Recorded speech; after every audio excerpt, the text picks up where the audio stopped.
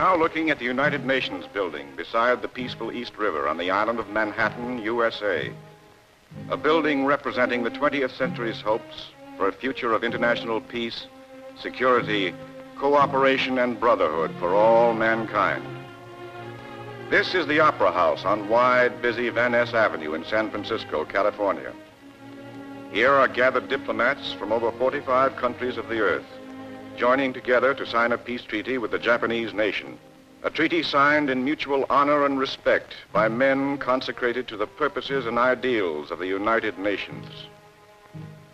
This, however, is the Los Alamos Proving Ground in New Mexico, where the first atomic explosion was detonated.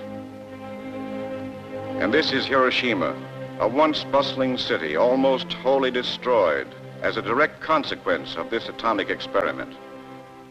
Here are the trains of the future, streamlined in shining steel, linking all corners of the land in comfort and safety. The planes of the future, swift, sure, dependable, flying ambassadors of goodwill and mutual understanding among men.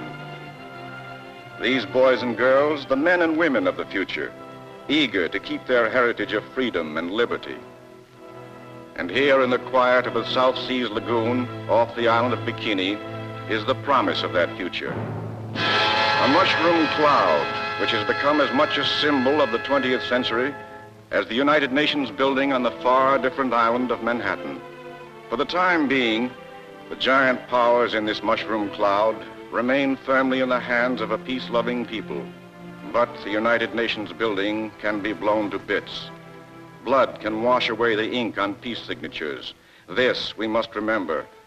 And therefore, we who control the weapons of peace must be forever on guard to guarantee to the world that the forces for good will never be turned into forces for evil.